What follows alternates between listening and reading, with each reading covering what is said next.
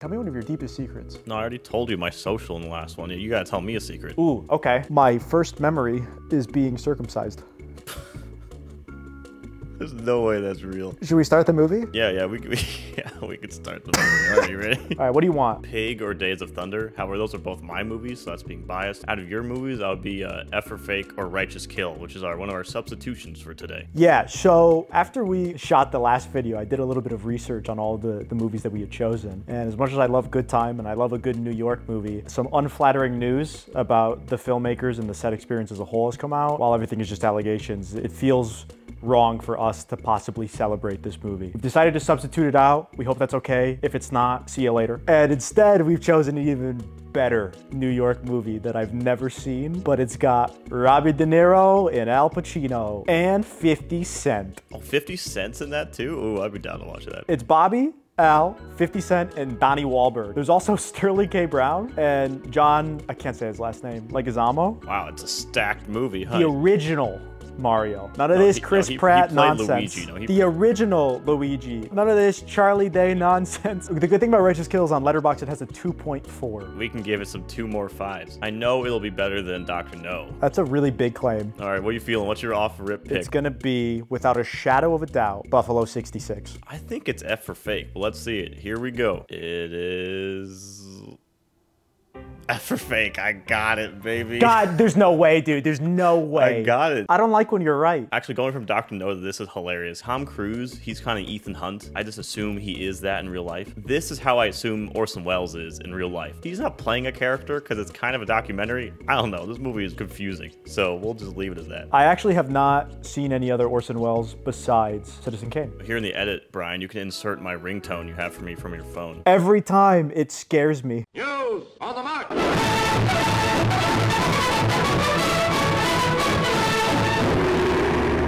His beard is dope in this one. The Riz on this man in this one, unbelievable. He's somebody that I feel like I need to learn more about because he seems like such a titan of film history. What do you mean seems like? He is. Okay, well, I'm trying to be accessible to, you know, all the other kids these days who are like, ugh, Citizen Kane, I want to make my Wes Anderson TikTok trend. That's fair. Wes Anderson is today's Orson Welles. I would love to have that beard. I'm gonna put up a picture of your attempt to grow a beard. It was a terrible attempt. It was horrible. Did he like actually learn sleight of hand for this? I think he must have. So we have real life Orson Welles doing magic with a camera crew. We have people looking at the camera crew confused. We're on platform 8 3/4. Bringing that bounce, my lads. Oh, rabbit out of nowhere. This is a film about trickery, fraud, about lies. Sounds like your life. During the next hour, everything you'll hear from us is really true and based on solid facts. Don't talk about Napoleon or Julius Caesar. Everybody knows Elmire. But Elmire what? The Hori? Ils connaissent mes Ori, Uri, Bori, Suri. I missed the F1 race this morning, so this is definitely filling that niche of funny European accents. Books. Among all fakers, Elmire is number 2. Clifford Irving. I can already tell I'm gonna have to build a web of characters. Clifford Irving is the guy who wrote a biography on Elmire, the older guy. The story so far is the biographer who did the biography about Elmire. It came out that he did a fake biography, I believe, on Howard Hughes. The author of Fake, a book about a faker, was himself a faker. And Elmire is a paint forger. Elmire is like, oh, the biography about me being a paint forger is fake because he's clearly already a con artist. There's a bunch of lies all kind of wrapped up, and then Orson's telling it in like the most confusing way possible. I mean, we're not even 5 minutes in and it's moving at a speed faster than 95% of movies. I love it. I really like this movie because it's old Orson Welles. He's been famous for a long time in the film world, and yet he still has something that feels like so fresh. Like, this is not a lazy movie at all.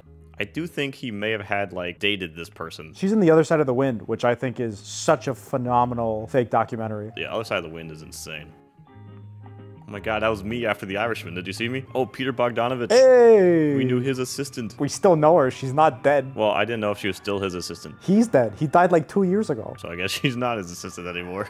No, you don't say. I like how they're making a commentary about how men are looking at women, but they're also putting this woman literally in the middle of 3 lanes of traffic. They're mostly in Ibiza for this, like, whole thing, which I think is hilarious, because, like, my perception of Ibiza is Marshmello doing a concert. It's also Ibiza. Well, I'm sorry. I didn't get my F1 accents in for today. Push all the way to Ibiza. I would like to think men have gotten just more courteous in public than this. You thought wrong. We'll repeat our promise in writing. It's hard to trust what he says. Dude, he said the next hour is going to be truth. I believe it. On this tiny island is where the two great hoaxes were hatched.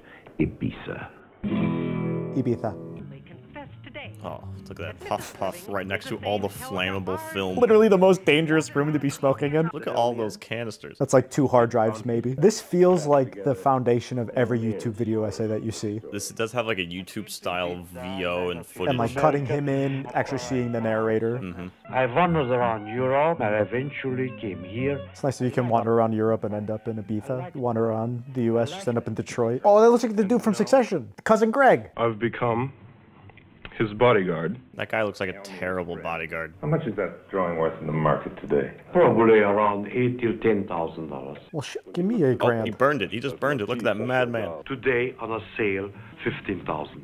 I just love how he throws these numbers out there. Like, you know, I just threw this in 7 minutes. Easy 15 grand. But if this dude's such a good artist, why doesn't he just sell his paintings? Yeah, that is also part of like the question. If he's so good at forging everything all the time, why doesn't he do any originals? Should he burn it? All right, I will.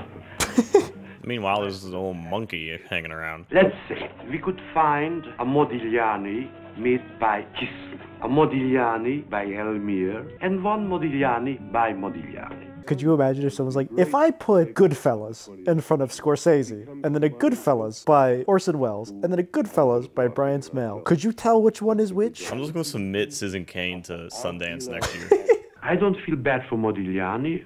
I feel good for me. I don't feel bad for the dead artist. I feel good for me, the guy who's making money and profiting off his image. I mean, here we are making a YouTube video about this documentary. This is like so far removed from the real subject matter at this point. We are forgers. Matisse lines were never that sure as mine. I had to hesitate to make it more Matisse-like. I'm a better artist than Matisse, so I had to slow my roll to catch up to that scrub. And then I'm gonna set that shit on fire. Dude is just a pyromaniac. He just paints and then burns them. He paints so he can burn. Which one is a Matisse? And which one is an Elmire? Which one is by Elmire? Oh, I beat him to it. Which one is which does not matter. Both are now ash. And now, with your permission, a bit of verse by Kipling. Oh, wait, pause. I need to resync before we get into the slam poetry by Orson Welles, I guess. Do you want me to try and explain the movie more as we go? I feel like I set it up. No, I think it makes sense. If I understand it, which is shocking, then I think most viewers will be able to get it. And if they don't, they're probably not looking for F for fake anyways. What are you talking about? This is the biggest movie since Endgame. It's gonna have a historic re-release next month. It's gonna gross $1.2 billion in one weekend. Couldn't imagine going to my movie theater. It's like in essentially a rundown strip mall, and they're like, F for fake. Everyone come on in. There's like a bunch of kids sitting next to me watching this movie. The whole point is this crazy cinematic experience where it ends like the end of Inglourious Bastards, where Elmire sets the theater on fire. This whole movie is fake. This theater is fake. You're all fake. Lights is all on fire. That would be crazy. Orson Welles is not dead. He's chilling with Tupac and Cuba. The Dream Blunt rotation. Elmire's here with his paintings lighting it up. A $27,000 painting. He does a painting, then rolls it up into a huge... We need Elmire rolling papers. Elmire rolling papers would be fire. They all just have like artwork printed on them. Wow, we went from filmmakers to entrepreneurs real fast. I love this outfit by Orson. Oh yeah? Get it. Wear it every day. I'm gonna roll into Jersey Mike's looking like this. Michel-Ange. Michelangelo. It's supposed to be a Michelangelo. I mean, it looks good to me, but I'm also an idiot. Oh, look at Orson Welles. Oh my God, that would be a sick painting if it didn't get burned. Dude, Elmire's wearing like a WWE belt. Dude, he's got some steez. You could dress like Orson. I want this Elmire fit. In that bag, $3 million of fakes, all folded up. All waiting to be smoked. Oh, Orson also dripped out again. Back to the monkey. LA, baby. No, this is Vegas, isn't it? Sorry. This is apparently where Howard Hughes was just like up there. He was just hammering the cum line, six the hard way. Spinning the big six. Look at that hat. Orson's like, don't mind me standing over here in this hotel's bushes. And I asked Elmire to do 3 drawings for me. 2 Matisse and a Modigliani, which he did before lunch. It's hard to believe that like this little guy, this little hobbit of a person is just churning out these drawings. It's wild though that you could get away with this then, because I don't think you could get away with it now with AI and everything. Dude, we should make an AI and just call it Elmire. Oh yeah, let me just change career paths No, and we learn just how copy paste ChatGPT and rename it Elmire. Oh, just Then we're good to okay. go. Now we're dude. That's also on brand. We're faking ChatGPT. He doesn't think of himself as a criminal. Do you think he's a criminal? If he's ripping off museums? He's just ripping off other rich people, so it doesn't feel as bad. If his paintings are out there as fakes, it's a problem. But if anything, this movie proves the experts are all idiots. Another one just on fire. The dude's fireplace is the most used fireplace of all time. But is it rare?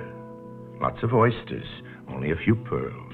Orson Welles would be the most annoying person to talk to. It's never just a straight sentence. It's only metaphors, analogies, symbolism. Oh, it's Oya again. Oya. And I was unable, but absolutely unable, to sell any of my paintings. You see, there it is. He wasn't able to sell his own paintings, but when he did a forgery, he could get money. So he's like, screw it, let me get this bag and live in Ibiza. Honestly, I kind of respect Elmir. What's funny is he's very upfront about all the forgeries. He like does a forgery, sells it to the museum, goes home and brags about it to his entire dinner party of like 40 Look how people. happy Oh yeah, he that's is, a dude. fake. Like all Hungarians, he told the best Hungarian jokes. The omelet, it's in our Hungarian cookbook. To make an omelet, it says, first, steal an egg. Steal an egg, I love that. But the truth about Hungarians, which they do try to cover up, is that they're not any more crooked than the rest of us. All the Hungarian friends I've ever had, I can't remember. Damn, Orson, you're really coming for the Hungarians right now. Orson Welles just invited these people to lunch and then threw a camera crew in their face and just started narrating. It's like, did you enjoy it? No, excuse me as I monologue. On est réfugié de Budapest. Budapest? Hungary? I hate the Hungarians. The most crooked people alive. Oh, no, that's a complete fabrication. I can tell you exactly. Dude, the amount of mileage they got for the monkey shots. Cut to the monkey. Do it. Oh, he didn't do it. Oh, There it is. Elmir spends all this time saying that the biography about him being an art forger is fake, and then here he is just gassing himself up as the best fake artist of all time. Goodbye, Oh, that was the perfect moment. Monkey shot, fire painting in the fire. Like Elmir, I too was once a hungry painter. But not I was also once a Hungarian painter. And I hated myself. Are we at an hour? Not yet. We're at 47 minutes in. Oh, so this is still true. Oh, that's a Dude. sick cut. Orson sat there for 7 months. Oh, he continued And sitting then there. another 7. seen how Elmir started. In my past, there aren't any Picassos. No, my next flight into fakery was by flying saucer. And Orson's like, forget the documentary I'm doing about these other two things. I'll just start doing an autobiography on myself. On the radio, I got my first job from Paul Stewart, and we were lucky enough to have him join us later. Oh, so this actually is just a full autobiography now. This is also Orson just flexing, frankly. He's like, I just fooled the entire nation with a simple radio broadcast. It is amazing that this happened. Like, the dude just got on the radio and lied about an alien invasion. Everyone's like, oh my god, it's real. And it's funny that, like, it actually works so well in this story about a movie all about fakes. He's like, see, look, it's not that hard to fake anything. I've done it before. Look at me, I'm Orson Welles. Here's a shot of a monkey. Somebody down in South America did an imitation of that broadcast, and he ended up in prison. I didn't go to jail. I went to Hollywood. Yeah, baby, Oh, I didn't know it was gonna be in here. Oh, that just made my whole day. Great heart of a welcoming nation went out to handsome, well-heeled hero Howard Hughes. It's funny that, like, back in the old days, you could just do, like, a feat of craziness and become famous and rich. The first man to go from New York to L.A. without peeing in the road car. Look at him now. Look at him arrive. Maybe he's a loser, after all. Maybe he's a loser, says Orson Welles. Orson really does not like anybody. This dude also went everywhere for this movie. He's in Ibiza, he's in LA, he's in Vegas, he's in every field. If you have a field area that has, you know, some mist, some fog, Orson will walk through it. Charges could result in as much as 100 years imprisonment. This may be softened if Clifford Irving agrees to come clean on the whole story. He did. Okay, so the biography was a fake. This is insane. This is also insane because Howard Hughes seems like such a massive person in human history with like the Getty family and Rockefeller, and I feel like we don't talk about him at all. Yeah, I don't know a lot about him. This is the most I've ever learned anything about Howard Hughes. Then, finally, on a distant island, he did find a home. He doesn't own it, remember, but it's a splendid villa. He doesn't own it, remember? Orson's like, "Tuh, know your place, trash." Here is better than somewhere else, but jail is a jail, let's face it. Hey, when you're right, you're right, and he's right. A jail is a jail. Took him down out of that villa which he doesn't own and put him into prison.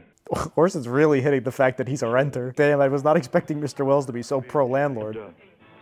Oh, look at that 1K just set up in the corner over there. This room is so hot. And full of smoke. Oh, yeah, Koda or something else. Calling you the Hungarian connection. Oh, the Hungarian connection. Orson, I'm surprised you hang out with her so much. She's Hungarian. As long as there are fakers, I guess there have to be experts. But if there weren't any experts, would there be any fakers?